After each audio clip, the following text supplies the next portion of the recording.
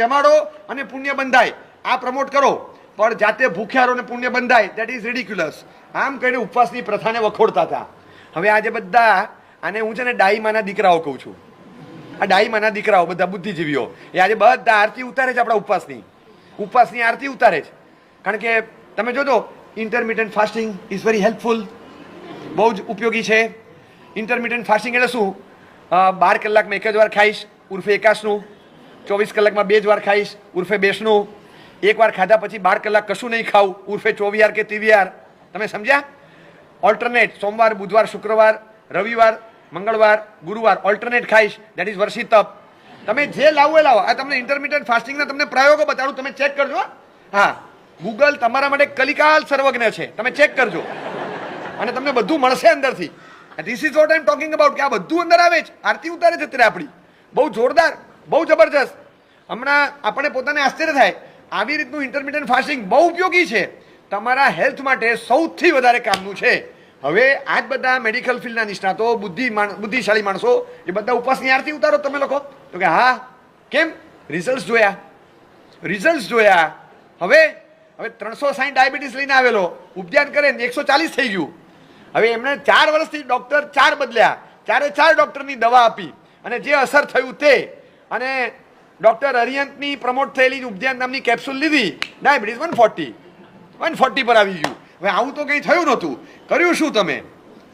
ગજબ. હવે આ થયું છે, પ્રેક્ટિકલી થયું છે. અહીંયા આગળ હિપ્સમાં આટલો મોટો ગઠ્ઠો હતો કેલ્શિયમનો, અને he was suppose to go for a surgery, કે આ બધું તકલીફ થાય છે.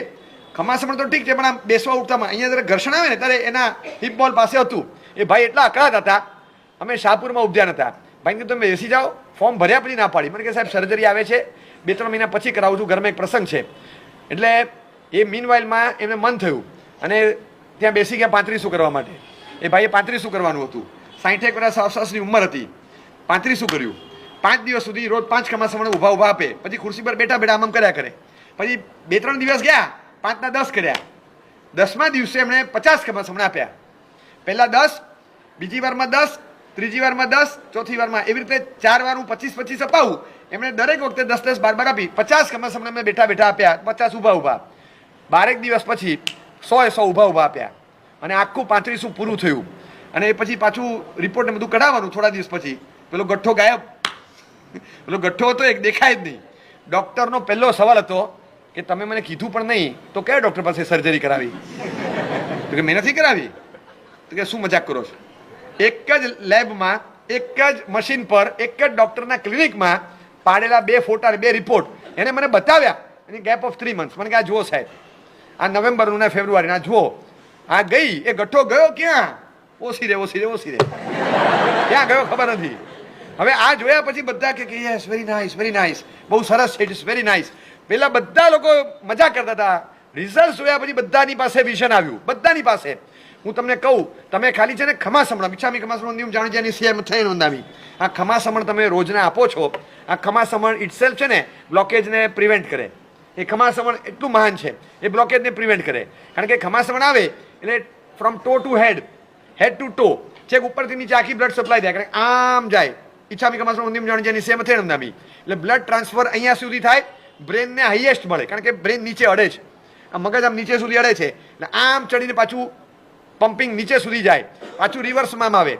તમે આમ કર્યા જ કરો તો વચ્ચે ગઠ્ઠો ન થાય. સમજ્યા? સિમ્પલ. આ પેન છે ને, આ પેનમાં અહીંયા આગળ સહી જામી ગઈ છે, લખાતું નથી. દેખાય છે કે રિફિલમાં કે સહી છે ખરી, પણ લખાતું નથી. તો આપણે શું કરીએ ખબર છે? આમ કરીએ. આ એક સ્ટાઇલ છે, આમ કરવાનું. અને કાં તો પછી શું કરીએ, આ તમે જોયું. હવે તમે જો હું સમજાવું, તમે વિઝ્યુલાઇઝ કરો. This is not a pen, this is a person. આ એનું માથું છે, એના પગ છે. ઈચ્છામી કમાસણો નિયમ જાણી જાય સિયાય મથેણ ઊંધામી. ઈચ્છામી કમાસણો નિયમ જાણી જાય સિયાય મથેણ ઊંધામી. નીકળી ગયું બ્લોકેજ, ગયું. હવે આ એનું હાર્ટ હતું. આ પેનમાં વચ્ચેથી બ્લોકેજ નીકળે, એ રીતે જ નીકળે. ખ્યાલ આવ્યો તમને? ખમાસમણ આ રીતે હેલ્પફુલ છે. બધા કહેશે કે શું ડિઝાઇનિંગ છે. 2x2 ની એક કોટા સ્ટોનની લાદીમાં પગ અને માથું બે સાથે. એવું નહીં સાષ્ટાંગમાં 8 ફૂટ દૂર આ માથા ડાળ્યા, એવું નહીં. એ તો ધપ કરતા પડો. આ ખમાસમણ તમે આપો, પગ અહીંયા, માથું અહીંયા, આમ તમે પોટલું લાગે. જોયું તમે? પોટલું લાગે. રીસર આમ જે પડેલો હોય ને, ગજબનું ડિઝાઇનિંગ છે. મને ખબર નથી, હું ગેરંટી આપું, તમે કોઈને પણ પૂછો, તમે અય્યંગરને પૂછો, તમે રામદેવ બાબાને પૂછો, એ કે શું છે, ગજબનું ડિઝાઇનિંગ છે. હુ હેઝ ડિઝાઇન ધીસ આસન? ધીસ ઇઝ આસન? તો નો, ધીસ ઇઝ ખમાસમણ. હા હા, કોણ છે? યોગાચાર્ય અમારા અરિયન પરમાત્મા છે, એમને ડિઝાઇન કરેલું છે. ગજબનું ડિઝાઇનિંગ છે. આવું ડિઝાઇનિંગ કરીને આપ્યું હોય અને એ ડિઝાઇનિંગ સાથે તમે ખમાસમણ આપો, હેલ્પફુલ. રિઝલ્ટ જોયા પછી લાગ્યું કે કેલ્શિયમના ગઠ્ઠા બંધ થઈ જાય, અંદરના બ્લોકેજ ખુલવા માંડે, શ્વાસ ન ચડે એનું ધ્યાન રાખવાનું, તો ઊભા રહો. પણ હેલ્પફુલ છે. આ અંદર બ્લડ ફ્લો સીધો બ્રેનને ટોનિક રૂપે મળે છે, રૂટ આખો ક્લિયર રહે છે, આમ તેમ બધું સરખું રહે છે. જે રૂટ પર ટ્રાવેલિંગ ફ્રિકવન્ટલી ચાલતું હોય, રૂટ બ્લોક ન થાય, કોમન સાયન્સ છે આ બધું. એ જોયા પછી લાગે કે ક્રિયાઓમાં પણ, રિચ્યુઅલ્સમાં બધું કંઈક તો કસ છે, કંઈક તો છે, એમને એમ ન થાય. હવે તમે વજ્રાસનમાં બેસો.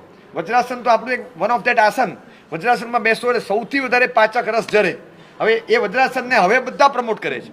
હવે યોગાસન ઇન્ટરનેશનલ ડે બની ગયો.